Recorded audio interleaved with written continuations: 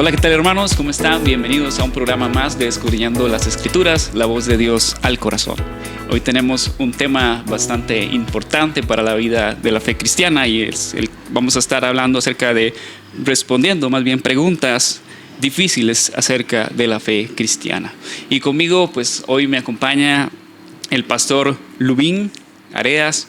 Pastor, qué gusto tenerlo en este tiempo con nosotros en Escudriñando las Escrituras. Es un gozo poder contar con su presencia en un programa de Escudriñando las Escrituras. No, el gozo es mío, Isaac, y de los que están aquí en producción, y ustedes, mis hermanos que están viendo el programa, y ojalá que puedan compartir este programa con sus amigos también.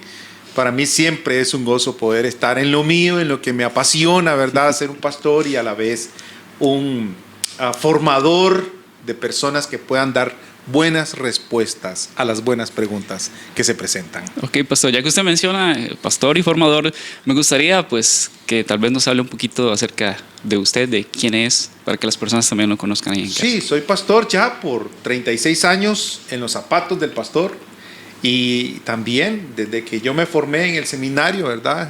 Soy licenciado en teología y después hice estudios de posgrado en exégesis del Nuevo Testamento, en terapia de familia, y ahora estoy sacando un doctorado casualmente en capacitación apologética de la Universidad Kairos y Prometa. Por muchos años he dado clases en Biblia, exégesis y todo, pero ya en los últimos, diría yo que 15 años, por predilección, me he dedicado a la parte de lo que es la defensa de la fe de manera dialógica, el poder compartir mi fe, pero primero ganándome el derecho a ser escuchado. Entonces, es mi predilección ahora, ¿no? Y todo lo que tiene que ver con la parte filosófica, estudié también filosofía y todavía continúo, y lo científico, lo teológico, lo existencial, lo histórico, que es parte de la apologética, todo eso a mí me apasiona. Entonces, excelente programa. El tema de hoy es mi predilección. Ok, perfecto. Entonces creo que escogimos a un buen invitado, o un invitado correcto para poder abordar este tema, pastor, y realmente como le dije al principio, nos llena de gozo pues poder tenerle en este programa, porque hoy vamos a estaremos abordando esas preguntas que pueden ser complejas de responder sobre nuestra fe cristiana. Pero hoy queremos abordarlas, ¿verdad?, con honestidad y bajo la luz de la palabra de Dios. Amén, amén, así es. Que eso es lo que se trata del programa. Claro. Por eso escogimos el nombre de Escudriñando las Escrituras. Cuando decimos la voz de Dios al corazón, no es que nosotros, ¿verdad?, estamos hablando por Dios, sino que es la Escritura de Dios la que nos habla a nuestras vidas, y nosotros somos instrumentos para poder llevar ese mensaje a Dios, de Dios a las personas, ¿verdad? Amén. Entonces, como decíamos, hoy tenemos esta gran bendición de poder compartir con usted. Bueno, pastor, si quiere empezamos ya de lleno en materia. Claro que sí, por supuesto que Vamos a empezar tal vez con la primera pregunta. Bueno, hay quienes piensan, ¿verdad?, pueden llegar a pensar que este tipo de cuestionamientos acerca de la fe cristiana, pues, que vamos a ver a continuación, no deberíamos detenerlos. Incluso algunos pues los alejan de su vida, no reflexionan en ello, tal vez por miedo, tal vez por falta de información, pero justamente el programa de hoy lo que queremos traer es esas herramientas que puedan llevar a los cristianos a poder defender su fe. Pero quizás podemos empezar con esa pregunta. ¿Nos manda la Biblia a hacer defensa de nuestra fe? Por supuesto, totalmente, un rotundo sí. Un rotundo sí. Okay. De hecho, 1 Pedro 3:15, en su contexto que Pedro manda a la iglesia donde va caminando, ¿verdad? Y la situación es muy interesante porque es como, como en exilio, como moviéndose, como siendo perseguidos quizá por sus convicciones, y también la iglesia en movimiento, siguiendo el mandato de Jesús en Mateo 28, el 18 al 20. Id es mientras ustedes van, hagan discípulos, bauticen. Pero hay gente que dice, bueno, no es el mismo contexto como aquí, católico, evangélico, protestante, y ahora secular, ¿verdad? No, sino gente de otros pensamientos que se inquietaban y ustedes, ¿por qué siguen a uno que mataron ahí, ¿verdad? Que fue como un asesino, como alguien. Entonces, vienen cuestionamientos. Y Pedro, en ese contexto, en 1 Pedro 3:15, estad siempre preparados para presentar defensa de la razón. Entonces, el término defensa es apología. Uno puede establecer toda una teología sobre la apologética desde el Antiguo y el Nuevo Testamento. O sea, hay una práctica en los profetas, el mismo Moisés, en los profetas. O sea, uno puede de tapa a tapa sistemáticamente establecer principios que nos llevan a defensa de la fe. Defensa de la fe. Lo que pasa es que, Isaac, y tu nombre significa risa, así que vamos a ver mucha sonrisa tuya hoy, ¿verdad? Lo que pasa es que hay que saber hacer. Y a mí me encanta porque Pedro dice que debe hacerse con mansedumbre y reverencia. O sea, con gentileza, con amor, ganándote el respeto de las demás personas. Pero es un mandato. Y yo creo que también es un acto de amor. Es un acto de amor. ¿Por qué? Porque si tú respondes, si te hacen preguntas, la gente está equivocada o la gente no entiende, está confundida en su derecho de que usted le diga, porque usted es cristiano, porque usted cree en esto, lo otro. Esto no es una locurita. Y si usted le ama, usted va entonces con amor a darle una respuesta que puede traer ¿qué cosa? Libertad. La Biblia dice que conoceré la verdad y la verdad os hará libres. Y yo no sé, pero me gustó tu introducción. Mucha gente se está yendo a la iglesia. Muchos jóvenes se están yendo. En América Latina, yo estoy ahorita en una parte del sustento de mi proyecto doctoral y estoy analizando, digamos, desde la sociología de la religión, cuáles son los efectos del secularismo, entre otros fenómenos que se están dando, cómo están golpeando la certeza, se llama modernidad líquida, por ejemplo, cómo la gente ya no está tan afianzada con ciertas certezas. Entonces, antes era una sola cosa, ahora es como una paella. Entonces ya no es solo el cristianismo, sino el budismo y mete otras cosas. Entonces una persona puede hacer oración y está haciendo la flor de loto, meditando. Entonces eso se llama bricolaje, sociológicamente hablando. Entonces hay un fenómeno a raíz de la secularización y los vientos posmodernos que no nos llegan directamente, pero sí llegan con esto, porque todo está a un clic. Entonces la iglesia está llamada a estar preparada para retener a ustedes que estuvieron en la escuela dominical. No es buen negocio perderlos en la universidad. Entonces es un mandato, es un amor y es algo maravilloso. Es algo maravilloso. Y qué bueno considerarlo así, ¿verdad? Como ese amor que nosotros podemos dar a otros a la hora de instruirlos. Y es muy cierto lo que mencionas, pastor, que las redes sociales llegaron a cambiar mucho del pensamiento pues, crítico de los jóvenes, ¿verdad? Y con todo lo que hoy encontramos de las multimaneras de poder pues, acercarse de diferentes religiones y demás. Y ese bricolaje religioso, ¿verdad? Que usted menciona es interesante, porque sí, uno conoce personas de su círculo que tienen ese pensamiento, ¿verdad? Que pueden sacarte de la Biblia y de paso una publicación acerca de budismo o demás cosas. Claro. Entonces se ve cómo se ha permeado alrededor de nosotros todo esto, a pesar de que sí, estamos tal vez un poco lejos, pero llega. Sí, y no se me asusten, pero yo no me asustaría, valga la redundancia, que ustedes también en algún momento piensen de esa forma. O sea, o estén bregando, estén luchando con estas cosas. No, porque es hoy por hoy se está dando. Por ejemplo, solo un ejemplo, ¿verdad?, de lo importante de uno poder capacitar a los jóvenes y las jovencitas en el campo de la defensa dialógica de la fe, en nuestro contexto pluralista o que va en tendencia pluralista.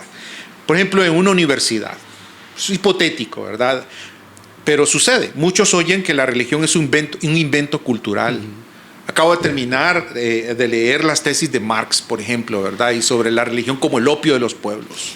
Entonces yo me voy un poquito más atrás desde la filosofía de la sociología y cómo él se va en esa línea investigativa o teórica, ¿verdad? Entonces, ¿cuál es su fundamento?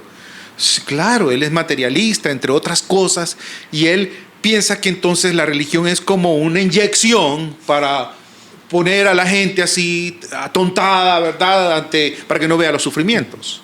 Bueno, es la perspectiva, es su cosmovisión. Y es sabroso poder abordarlo, no desde el contexto, sino salirse un poco y ver el andamio o el constructo o las presunciones que lo llevaron a pensar así.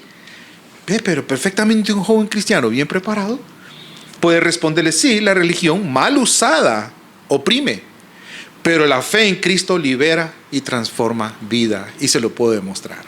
Es este tipo de cosas ricas que pueden suceder cuando tenemos un pueblo preparado con amor. Amén. Qué bueno. Y qué interesante también poder abrir también nuestra mente a todas estas cosas. Yo creo que la iglesia, pues, a veces no traemos conceptos que tal vez puedan ser un poquito difíciles de entender, pero eso es bueno. ¿Por qué? Porque nos lleva a ir a buscar al diccionario palabras, conceptos que nos puedan también abrir nuestro entendimiento y nuestra mente a cosas diferentes también. Ahora, pastor, hay una situación o hay un tema o una de las preguntas, podría decirse, más grandes y que frecuentemente se debate mucho, ¿verdad? Y creo que no en el ámbito solamente teológico, también filosófico, científico, también se debate, y es acerca de la existencia de Dios. Nosotros, como cristianos, ¿verdad? Adoptamos esa existencia por fe. Creemos en Dios, y no solamente, ahorita lo vamos a hablar, pero no solamente porque la Biblia lo dice, sino porque también hay una comprobación lógica alrededor de nosotros de que existe Dios, ¿verdad? Pero a veces el ser humano no lee suficiente argumentos bíblicos para poder creer en Dios.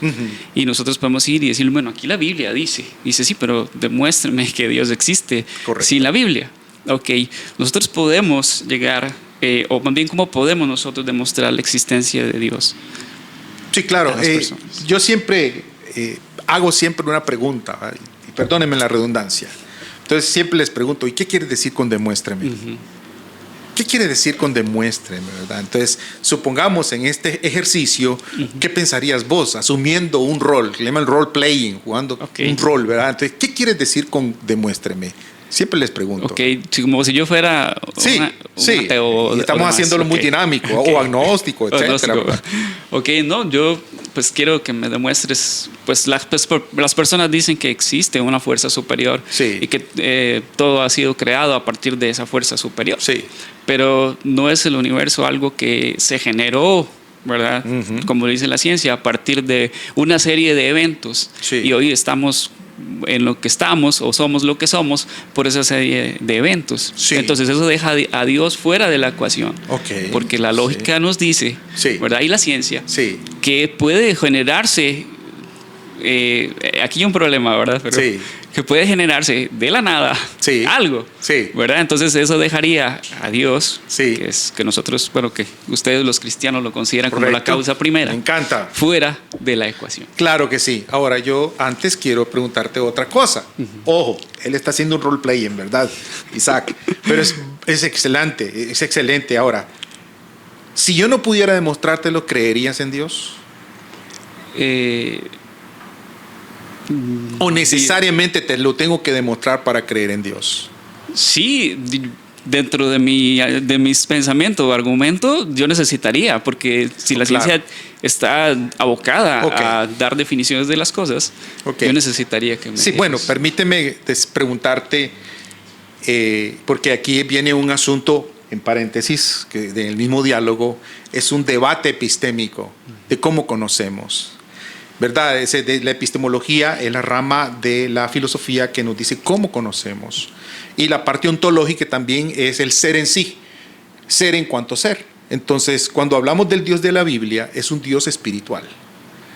Entonces, si la persona está suponiendo que demuéstrame materialmente a Dios, eso es como decir qué sabor tiene el color o qué color tiene el sabor: amargo. Eso es una falacia de categoría. No, Dios es espíritu. Entonces Dios no lo puedes meter en un laboratorio. No debes. Si estás apelando al Dios de la Biblia, entonces uno necesariamente tiene que aclarar eso. En el momento en que yo entro, digamos, en la trampa de tratar de demostrar como que fuera algo material, ya no estamos hablando de Dios, estamos hablando de un ídolo, escrituralmente hablando. Entonces, ¿cómo hacemos? Bueno, ese fue mi conflicto cuando yo llegué a mis 50 años. Existencial. Ese fue mi conflicto. O sea, si yo soy apologista o yo me encanta la apologética, soy un pastor apologista, ¿verdad? Entonces, ¿cómo? Entonces, dependo de la evidencia, dependo de demostrar qué, Señor. Y entré en una crisis existencial. Okay. Pero yo salí a caminar todas mis mañanas y con no me acuerdo cómo se llamaba aquel entonces, ¿verdad? Pero eran unos cositos así que estaba escuchando, y entonces escucho a Plantinga, al doctor Alvin Plantinga, filósofo analítico brillante, ya retirado de la Universidad de Notre Dame. Y él tiene un libro de 400 y pico de páginas que se llama Warranted Belief, creencia garantizada. Entonces él hace una crítica epistémica al materialismo. ¿Qué significa eso? O a la epistemología que es positivista. Solo puedo creer en lo que puedo demostrar. Bueno, dice Plantinga, ok, solo puedo creer en lo que puedo demostrar. Demuéstrame la evidencia de tu evidencialismo. Demuéstrame el hecho científico de lo que estás planteando. Y uno estudiando en filosofía se da cuenta de que hay cosas que se asumen. Las leyes de la lógica se asumen, no las puedes demostrar. A es igual que A, A no puede ser no A, el intermedio excluido. O sea, que cuando vos decís la lógica, sí, pero ¿cuáles son las leyes de la lógica que sustentan la lógica? No, se asumen. Si usted estudia eso, se va... ¿Cómo, pastor? Se asumen. Se asume, por ejemplo, que 1 más 1 es 2. A priori se llama, ¿verdad? Se asume que hay un mundo externo. Se asume, digamos, los valores éticos morales que existen, pero ¿cómo? ¿Cuál es la composición química del amor? Entonces, no necesito panderetear para darme cuenta a través del estudio que no estamos obligados a demostrar la existencia de Dios. Porque en ciencia, en filosofía, hay cosas que se asumen como verdades. Se llaman verdades, principios primarios, llamaba Aristóteles. Es decir, no podés apelar y esto. No. A partir de aquí, lo lógico, las matemáticas, la percepción de los sentidos en ciencias, por ejemplo, ¿por qué necesariamente el gusto, tacto, vista es verdadero? Y entonces, en el campo epistemológico de la filosofía, fuera de Dios, que Él dice lo que es verdad, el ser humano trata de construir en su pirámide cuál es la base de la verdad. Entonces hay verdades que son asumidas, Isaac. Lo que yo diría, por fe. Por fe. Y tuvo un debate, el filósofo de 50 años de Oxford, Anthony Flew, con Plantinga. Y Plantinga lo dejó pensando. Después él se volvió un creyente. Anthony Flew. Y él escribe, Dios existe. Escribió un libro que se llamaba Dios no existe. Y antes de morir, 7 años antes, escribe Dios existe. Y él relata los debates con William Lane Craig, con el doctor Plantinga, sobre esto casualmente, de que no podemos, el positivismo es falso en su base, porque no se puede demostrar todo. O sea, para ser racional no tengo que demostrarlo todo. No puede la misma ciencia, porque el andamio de las presunciones básicas se asumieron. Claro, después de eso funciona. Y claro que hay un mundo físico. Y ahorita vamos a llegar ahí, ¿verdad? Supuestamente era 1 hora aquí. Yo espero, tengo que apurarme. Dios mío, pero bueno, soy una matraca hablando, ¿no? No.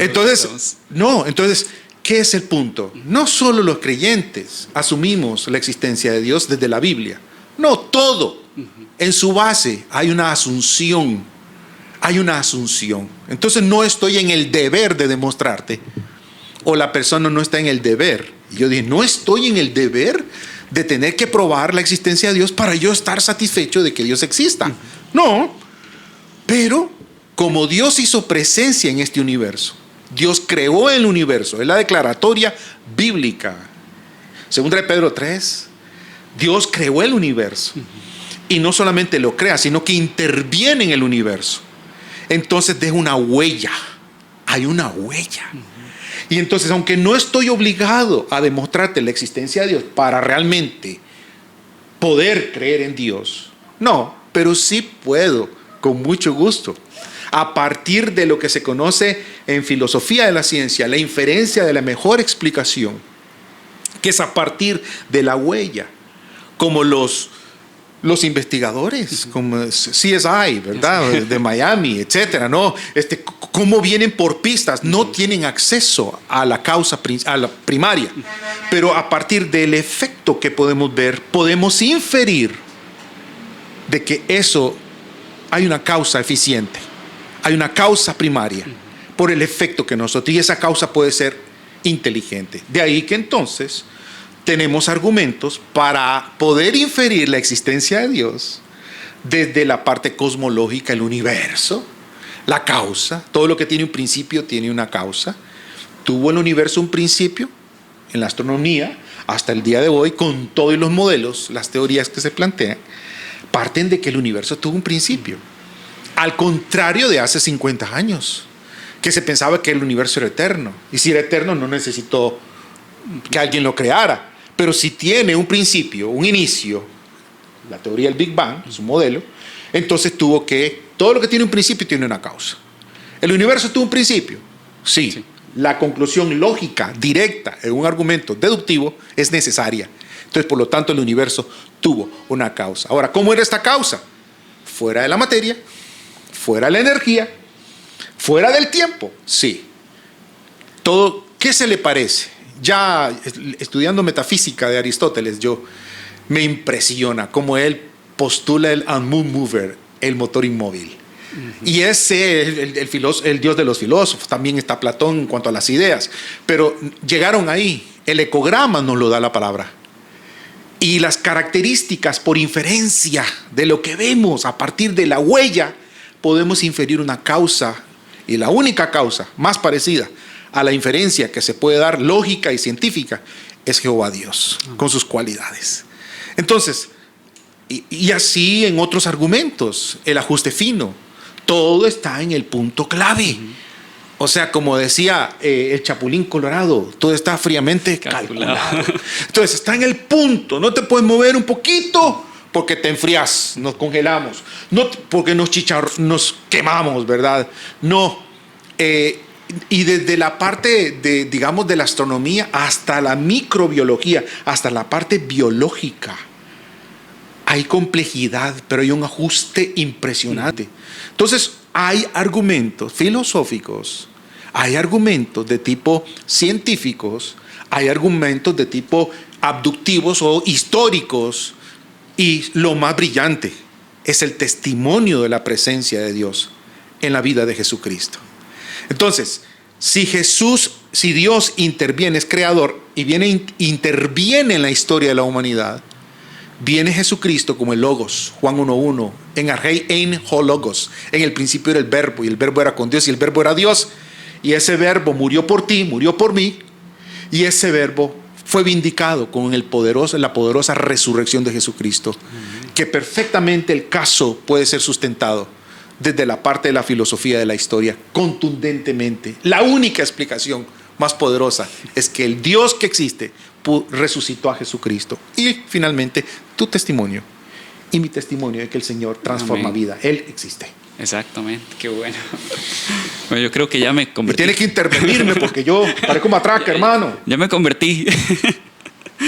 No, y la verdad es que tiene mucha lógica, mucho sentido. Y Pablo también menciona en Romanos 1:20, dice lo siguiente, hablando de esa huella, ¿verdad? Porque dice, porque lo que de Dios se conoce es evidente entre ellos, que pues Dios hizo que fuese evidente. Claro. ¿Cómo? Porque lo invisible de Él, su eterno poder y deidad, se deja ver desde la creación del mundo, siendo entendido en las cosas creadas, de modo que no tienen excusa. Amén. Eso, o sea, nos habla de esa huella que encontramos en todo lo que existe, y desde esa afinación, ¿verdad?, del universo y de todas las cosas, de cómo funciona todo de manera tan precisa, podrías decir como el reloj suizo. Claro. Hace la comparación, ¿verdad? Sí, sí. Y de cómo, al pensar en todas estas cosas, de cómo los árboles, cómo las plantas, cómo los ríos riegan, ¿verdad? Los campos, cómo el agua cae, cómo también los astros, incluso la luna sirve como protector, el sol tiene su función, cada cosa está tan bien calculada. A mí me parece que usted es apologista, hermano. Ahí tiene pasta apologista. Qué bueno eso. Que el pensar, gracias, que el pensar que, por ejemplo, algo de la nada, tan perfecto como lo es el universo, como lo somos nosotros también en el funcionamiento y demás, puede ser creado por medio de algo que de la nada. Sí. Tiene que existir una inteligencia que mueva todas estas Exactamente, cosas. eso se llama causa eficiente. Y ya lo hablaba Aristóteles, pero también Santo Tomás de Aquino en las 5 vías sobre la existencia de Dios. Y ahí están, en las 5 vías, más o menos uno puede decir el argumento cosmológico, el teleológico, el moral, porque en todos los días tenemos que tomar decisiones. Todos los días tenemos que, por ejemplo, impresionante, ¿verdad? Que tal vez en algún barrio una persona liberada de la drogadicción por Cristo es el argumento más poderoso. Es decir, el Señor lo transformó y hace cosas buenas. Perfecto. ¿Y qué importancia tiene eso? Bueno, tan importante como el no hacer cosas malas. Entonces, si Dios no existe, ya Dostoyevsky ya lo decía, que si Dios no existe es una jungla del más fuerte. Y yo creo que es lo que estamos viviendo hoy, ¿verdad? Aquí la inteligencia artificial está haciendo de las suyas. Está haciendo de la suya y está viniendo, ¿verdad? Sí, no se lo vamos a permitir. Pero entonces, decía que si Dios no está, Él no es el estándar moral absoluto. Porque para que realmente se pueda saber qué es bueno y qué es malo de manera objetiva y aplicable para todos, tendría que ser alguien que vaya más allá de nosotros. Porque si vos decís esto es bueno, o el otro dice esto es malo, entonces sí, es tu palabra. Y es lo que está sucediendo hoy, Isaac. Todo se quiere relativizar. Exactamente. Menos las medicinas, ¿verdad? Ahí no se puede relativizar porque no me puedo inyectar ahí una onza de agua con azúcar en vez de la insulina. No, ahí hay que respetar la verdad científica. O sea, ahí no somos relativistas. Pero bueno, otra vez, hay argumentos. De la vida tiene una fuente. La moral requiere un legislador y el universo apunta a una causa primera. Y eso es maravilloso. Pero tengo un pasaje para ti. Perdón, claro que sí. Adelante. Perdón. Tranquilo. Sobre casualmente principios primarios y en epistemología especialmente hay una área que se llama el fundacionalismo. Cómo se fundamentan las verdades. Y en la base hay verdades asumidas.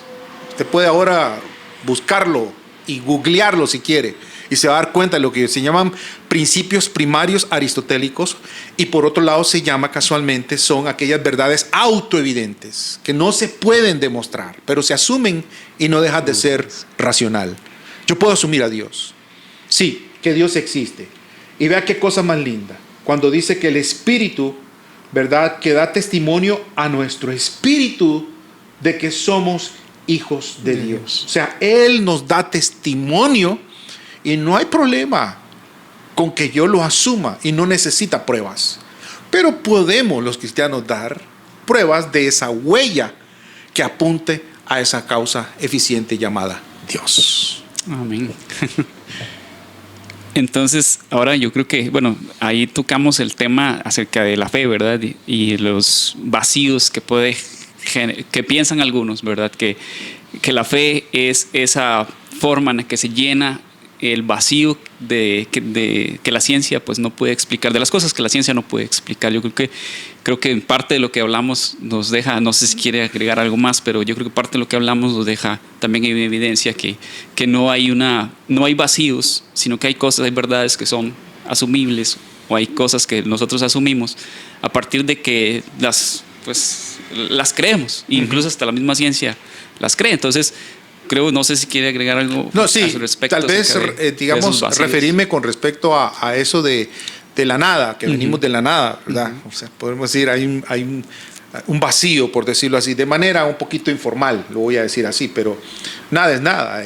La nada es la existencia, casualmente la no existencia de algo, en dos platos. Entonces, hay algunos, especialmente un astrónomo, Krauss, ¿verdad?, que él planteaba casualmente cómo venimos de la nada. Pero un filósofo ateo se avergüenza y dice, perdón, pero usted tiene que saber de que la nada es la no existencia de algo. Y a la hora de definir dentro de su libro que venimos de la nada, habla de un mar cuántico. A eso, y ahí venimos en la manipulación de las palabras. Sí. En el posmodernismo se le cambian definiciones porque el ser en cuanto ser, ontológicamente, el ser fluye. Ya algunos presocráticos, algunos filósofos planteaban eso, ¿no? De que va fluyendo y no dejas de ser lo que antes era. No. De ahí, entonces, tiremos las medicinas otra vez, porque todo lo que estudiaron no sirve. Ya, todo ha fluido. No. Entonces, en ese sentido, el mar cuántico es algo. Entonces no puedes decir, doctor Krauss, no puedes decir de que venimos de la nada, porque eso que tú le llamas nada es algo. Uh-huh. Hay una causa. Lo que pasa es que aún el mar cuántico, o la energía o el mar cuántico tuvo un principio. Y antes del principio, tenía que ser una causa. Y ahí cito casi que literalmente al doctor Craig, William Lane Craig. Tiene que ser atemporal, no creado, todopoderoso, intencional. O sea, es maravilloso. Dios tenía necesariamente que ser espíritu, no materia, inteligente, todopoderoso y con todas las cualidades que tiene el Señor en su palabra. Por ese lado, ¿verdad? Y también sobre los vacíos, los famosos vacíos de la fe, que no sé si tienes una pregunta ahí un poco más específica. Sí, ¿no? Claro, es sobre, no es, bueno, algunos piensan así, ¿verdad? Que no es la fe solo una manera de llenar esos vacíos de lo que no entendemos. Sí, eso se llama The God of the Gaps, dice en inglés, el Dios de los vacíos o los huecos, ¿verdad? Pero ¿qué podemos decir? No, porque la fe no es ignorancia. No es una falacia ad ignoratium, o sea, o de la ignorancia. No, la fe es confianza, por lo menos la fe cristiana, es confianza en lo que Dios ya reveló. Entonces hay un objeto, o sea, hay un constructo que me lleva a confiar. Después la fe, la certeza de lo que se espera, la convicción de lo que no se ve. Pero eso que no se ve no es un vacío, no, son promesas en aquel que es causa eficiente, que es Dios, que se ha revelado en su palabra. Ahora, ya lo dije, todos vivimos por fe también. Todos vivimos de las probabilidades. Yo dije, sí, yo voy a estar en la iglesia Vida Nueva, voy a estar con Isaac para el programa, pero yo no tenía certeza absoluta. Yo vivo de las probabilidades, los que van en bus, los amigos, los médicos. O sea, uno se documenta de que puede hacerme una operación en la muela, veo sus atestados, veo cuántos casos ha tenido, pero no es perfecto. No necesito la certeza absoluta de que él sea perfecto para yo decir, ok, yo confío, es una decisión volitiva, ahí es un acto del 100% que tomo una decisión sobre la probabilidad de que esto pueda funcionar en mi vida. Es un acto de fe inteligente. Y yo creo que si la fe cristiana se inspira en la palabra y yo me documento bien de lo que el Señor, entonces yo hago un acto de fe confiando de lo que Él es capaz y me ha demostrado, incluso en mi propia vida, que el Señor me ha transformado. Entonces una fe no es ignorancia, una fe es confianza en lo que Dios ya reveló. Amén. Entonces no es un salto al vacío. No. Es más bien una seguridad, ¿verdad? En Dios, de lo que Él ya ha revelado y lo que Él ha dicho. Y por eso descansamos nosotros en esas verdades. Sí, y también yo quiero referirme a un elemento, casualmente lo estoy estudiando ahorita, un ciclo que se llama Sociología y Cultura a nivel doctoral. Y tiene que ver de que hay escuelas, hay universidades que ven la religión o la fe como un constructo humano. Si Dios no existe o no interesa para las ciencias, por decirlo así, que no necesariamente creo que sea lo más correcto decirlo, que no me interese, hasta el modernismo con ciertas personas, no todas, asumieron, Newton asumió la existencia de Dios, y muchos científicos, y permítame, no quiero cometer la falacia de la mayoría, pero los premios Nobel, arriba del 50%, usted dice, son creyentes, o sea, no es que son mutuamente excluyentes, que yo sea científico y a la vez creyente, no, puedo serlo. Pero ¿a dónde voy con esto? Lo que quiero decir es que, otra vez, cuán importante es que nosotros entendamos que fe y ciencia pueden ir de la mano. Repíteme lo que dijiste al final, me perdí un poquito. En lo último que hablamos y eso generó este comentario mío, ¿te acuerdas? ¿O te pasó las mías? Bueno, ok, estamos sobre casualmente de los vacíos. De los vacíos, sí. De los vacíos. Ajá. No, la fe nuestra es razonable. Nuestra fe cristiana no, sí, es el razonable. salto era. El salto al vacío, que no saltamos a un vacío. No es un salto al vacío. En absoluto, no.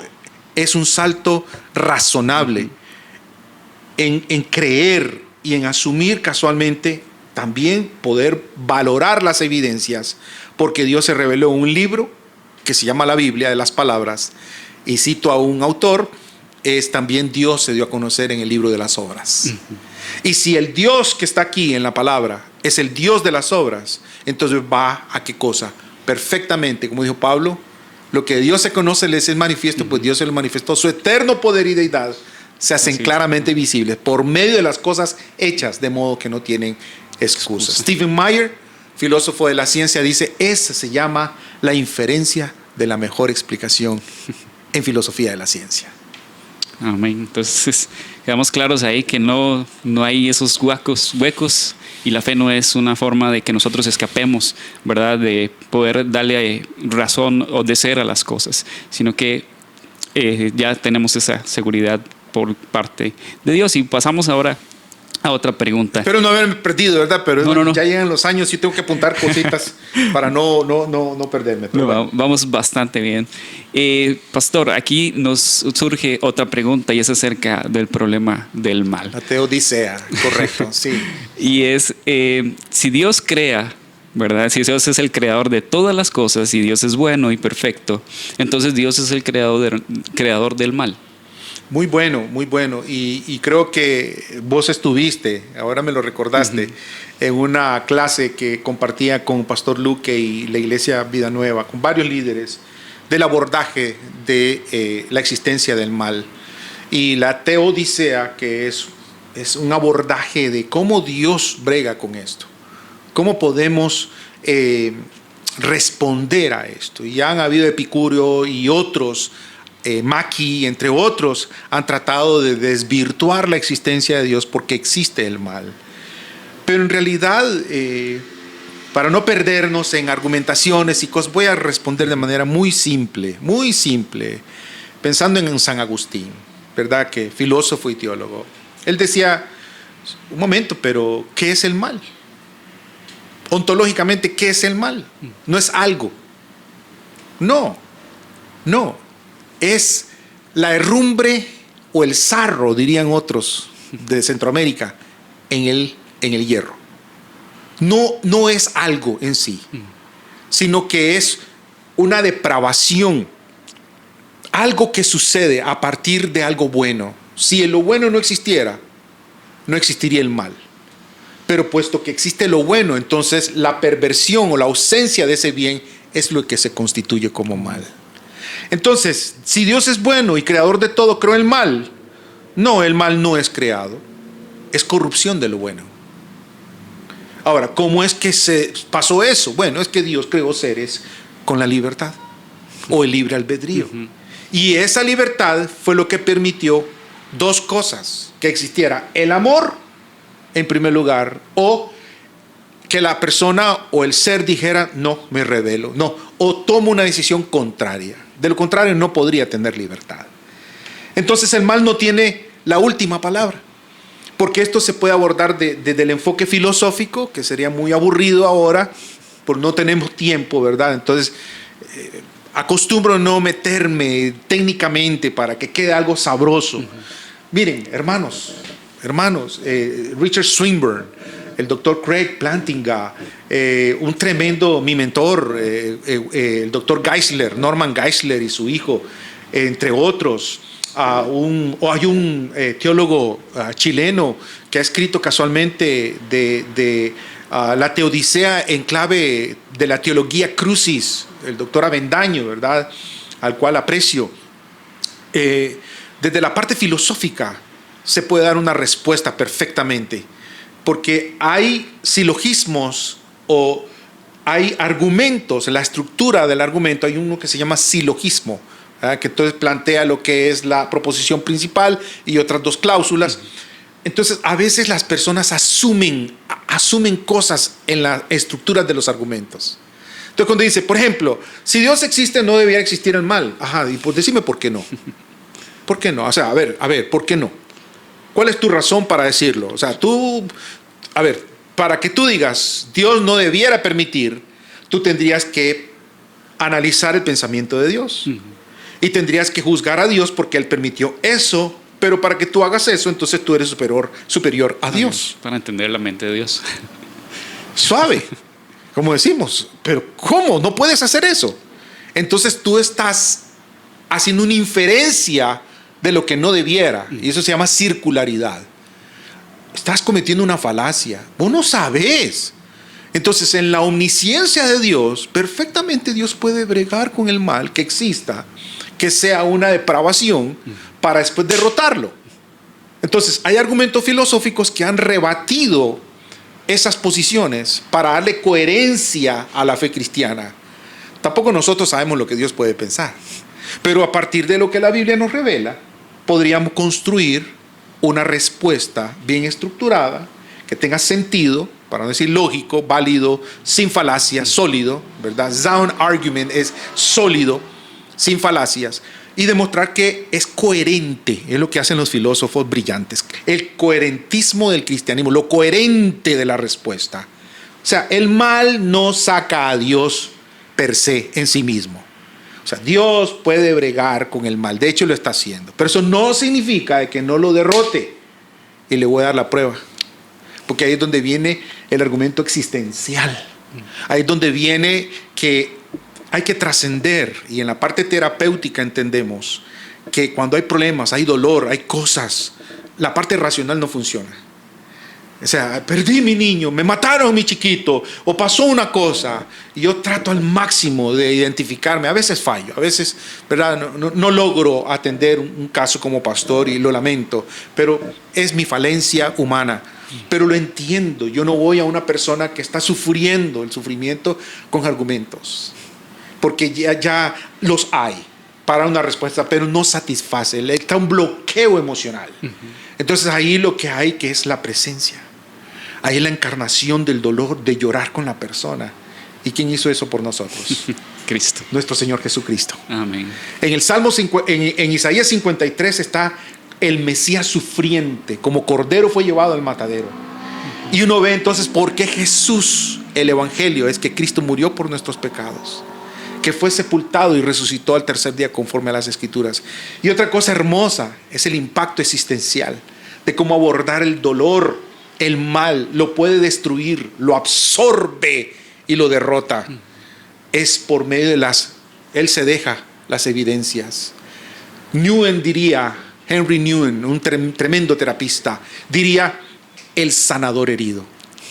Entonces, el cristianismo tiene la mejor respuesta para abordar el mal. Dios brega con el mal. Jesús, y perdónenme, pero voy a ver si se acuerdan de una escena de Matrix, donde está aquel que le decía Mr. Anderson, que lo anda persiguiendo por todos lados siempre, ¿verdad?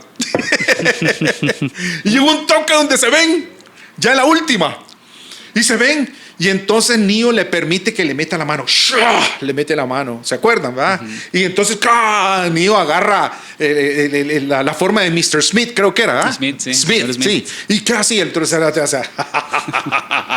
no se dio cuenta que lo asumió y lo decodificó. Y Jesús hizo eso. Al que no conoció pecado, Dios lo hizo pecado. Y lo asume y lo derrota. Entonces Dios tiene dos maneras. Desde la parte filosófica y desde la parte existencial. En Cristo perfectamente puede haber. El mal no tiene la última palabra. Cristo lo venció en la cruz. Amén, así es. Híjole, qué bueno, qué emocionante ver desde esta perspectiva el mal. Y no, es que yo creo que la idea que tiene el ser humano acerca de esto es porque piensa que Dios es buenito nada más, ¿verdad? Dios es un Dios bueno El Dios Colacho. Algo así. Colacho aquí en Costa Rica, para los que están afuera, es Santa Claus. Santa Claus. Exacto, entonces es un Dios bonito y por lo tanto esas cosas no van con él. Pero como usted lo menciona, pastor, Dios puede lidiar con todas estas cosas, con la corrosión del bien. Entonces, si no me equivoco, era Agustín el que decía que es la ausencia de lo bueno. Exacto, el mal es la ausencia del bien. Exacto. Entonces ahí es donde podemos también tener también ese entendimiento. No hay lo que dirían en filosofía, no hay un estatus ontológico. El mal no existe en sí. No, es por decir, es como el vinagre. ¿Verdad? Es como el vinagre. Y en metafísica se habla casualmente de las categorías, de los accidentes, que como tal el mal, otra vez, es como una pieza metálica y hecha herrumbre. No habría herrumbre si no hay metal. Una pieza metálica. Exactamente. Amén. Y pasamos a otra pregunta acerca de esto, ¿verdad? Acerca del problema del mal. Ya para ahorita ir cerrando, sí. Todavía nos quedan dos. Si usted gusta, las podemos abordar. Démosle, papá. Yo estoy aquí. Bueno, ok. Para servirle. Excelente. Es acerca de el tema moral. Y ahí usted lo menciona un poquito. Pero aquí podemos tal vez abordar un poco más amplio, ¿verdad? Del problema, el tema de la moral. ¿Puede el hombre vivir moralmente sin Dios? Sí, muy importante eso. Y esto porque a raíz de... Yo creo que el diablo es astuto. Lo sabemos y la escritura nos lo menciona, que él se viste como ángel de luz. Sí. Entonces, creo que hace pensar a las personas que pueden vivir moralmente bien, y eso haría que Dios no sea necesario, porque algunos piensan, bueno, se vive moralmente porque le tienen un temor a Dios o porque tienen que responder a Dios, pero si yo dejo a Dios afuera, yo puedo vivir de una vida moral. Pero se puede vivir de verdad una vida moralmente sería objetiva. Sí, claro. Bueno, ya lo último ya condicionó el asunto y voy a entrarle ahora. Pero hay un pasaje, que estamos escudriñando las Escrituras. Romanos 2:14. Y esto no está hablando de creyentes, esto no está hablando de incluso judeocristianos, no, está hablando de paganos, está hablando de gente que no tienen esta fe. Pero en Romanos 2:14 dice la Escritura así, y se los voy a leer, hermanos, otra vez, aquí está. Porque cuando los gentiles que no tienen ley hacen por naturaleza lo que es de la ley, estos, aunque no tengan la ley, me están entrando mensajes y me está bailando el celular, aunque no tengan la ley, son ley para sí mismos. Hay una evidencia de Dios en todos los seres humanos. En cualquier parte del mundo, una persona dice, no es justo. Hoy no, se llevaron mi dama, mi doncella, y se frustra. Eso es injusto. Y uno diría, ¿para quién? O sea, refleja en lo más profundo un código ético y moral. La ética es la teoría de la moralidad, pero sabe lo que es bueno por intuición. Hay algo interno, moral, de lo bueno y lo malo. Entonces, sí, se puede hacer actos buenos. No necesito ser creyente, no necesito ser teísta, cristiano, para hacer actos buenos. Sí, se puede perfectamente. Creo que hasta hay gente agnóstica que se comporta mejor que muchos cristianos, ¿verdad? Bueno, hay mecaniquitos cristianos que cobran peor que los inconversos. Es fatal. Peor si cuando te encontrás y pintaron un carro y dices, ay, Dios mío, pues esto está podrido. Pero a lo mejor alguien que no es creyente te lo deja, mire, chaineadito, bien bonito. Son actos de justicia porque ya está en el corazón del ser humano. Es inevitable. Lo que pasa es que al final vos dijiste la palabra clave, ¿verdad? Es el fundamento. O sea, ¿cuál es el fundamento? ¿Cuál es la base para decir esto es bueno y esto es malo? Y ahí es cuando se construye el argumento, un argumento, pues si Dios no existe, entonces no existirían los valores morales objetivos, deberes y valores objetivos. No existirían aplicados aquí en la China y en la Conchinchina a todas las personas, si Dios no existe. Pero resulta que sí existen los valores éticos y morales, objetivos. Por lo tanto, es un modus tollens, ¿verdad? Es un modus tollens. Entonces, por lo tanto, Dios existe. Y aquí es cuando vemos, con Dios la justicia y la dignidad tienen un fundamento inmutable. A ver, la abolición del ejército en 1948. Yo no existía todavía. Menos ustedes, los chiquillos. Eso fue un acto de paz. Para los cristianos, ese es un valor, se sostiene en Dios. Como la protección de la vida, como la dignidad de la mujer. Alvin Schmidt, doctor en sociología, tiene un libro que se llama Histórico de los actos del cristianismo a través de la historia en Occidente, empezando con la protección de los bebecitos que tiraban a los ríos. La dignidad de la mujer es cristiano.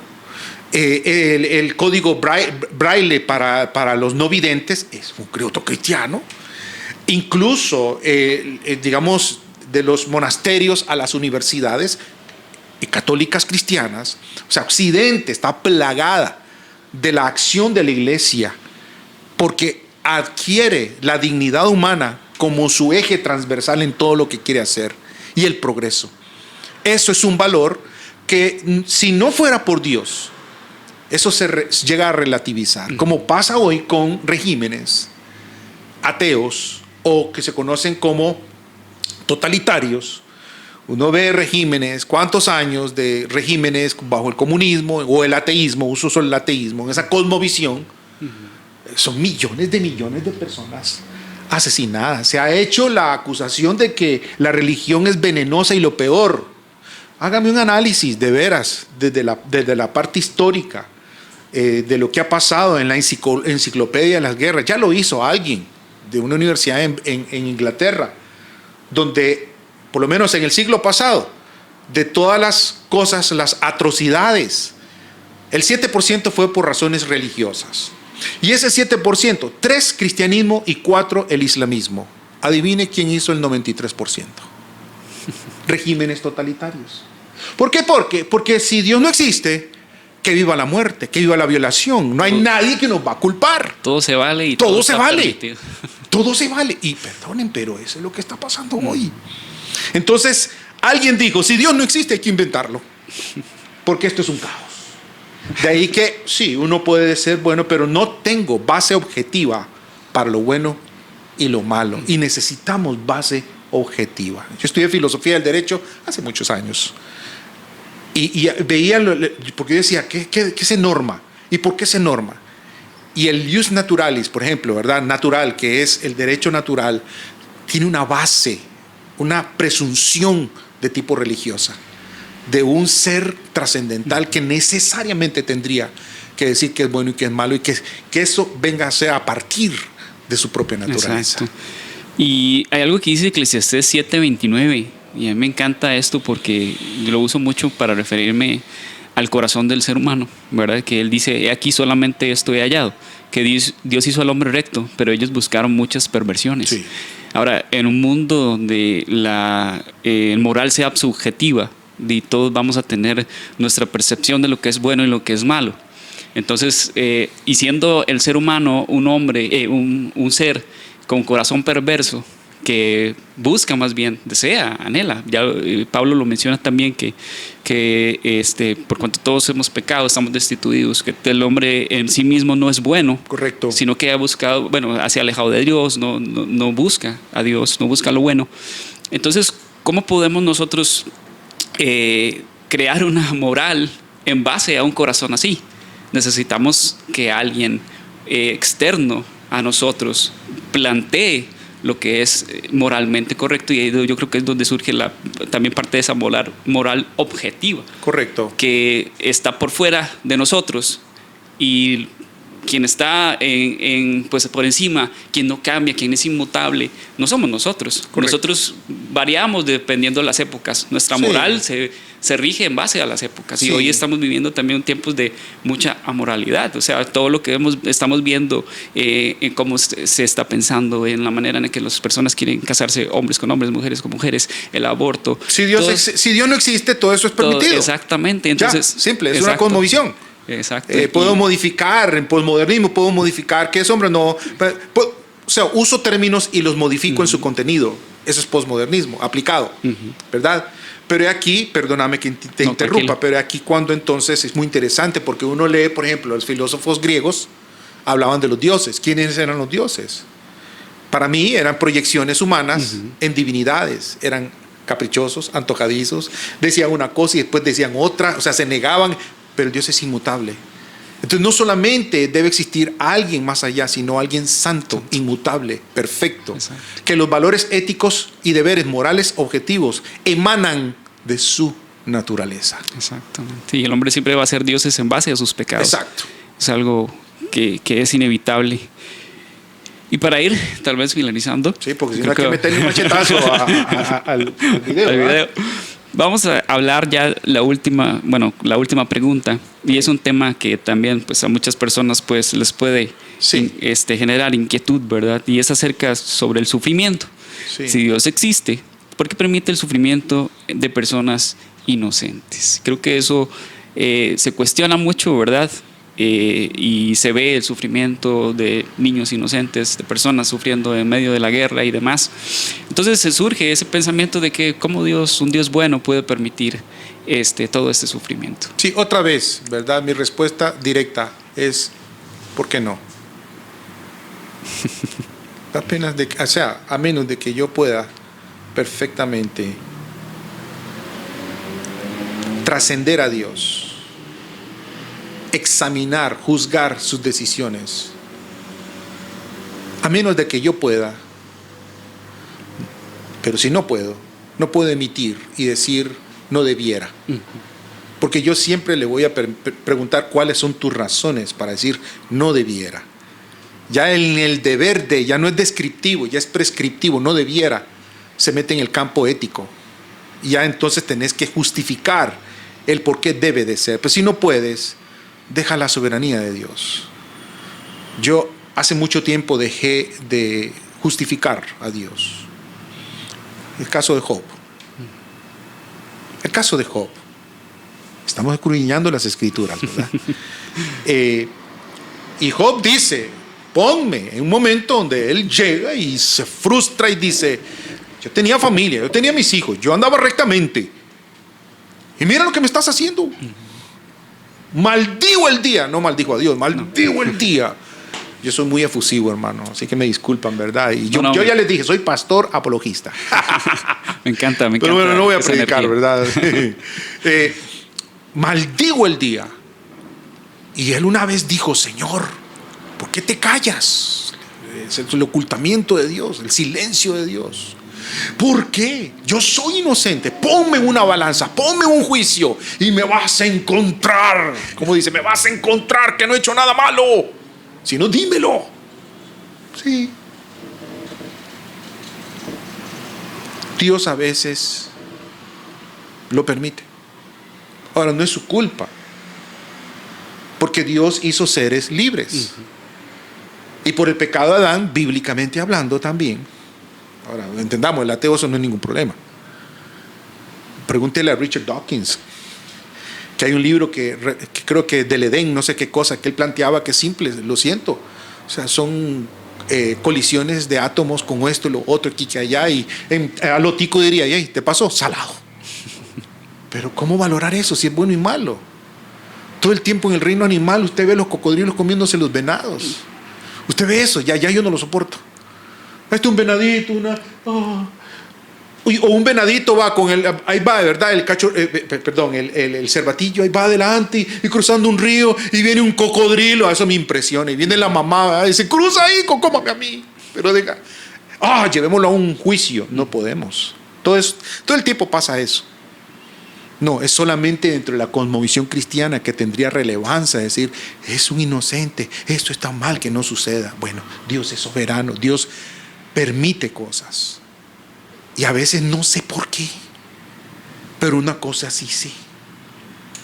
Una cosa sí sé, y gracias a Dios por eso, que las personas, por lo menos los niños, los bebecitos inocentes, y Él lo dijo, dejad a los niños que vengan porque de los tales es el reino de los cielos.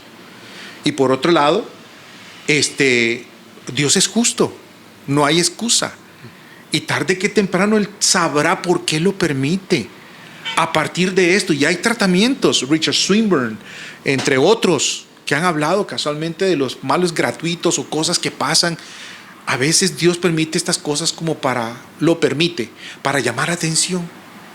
El mundo está muy acomodado y se olvidó de Dios. Pero viene un menión y todo el mundo está, aleluya, gloria a Dios. Y ora por mí, pastor. Solo Dios sabe.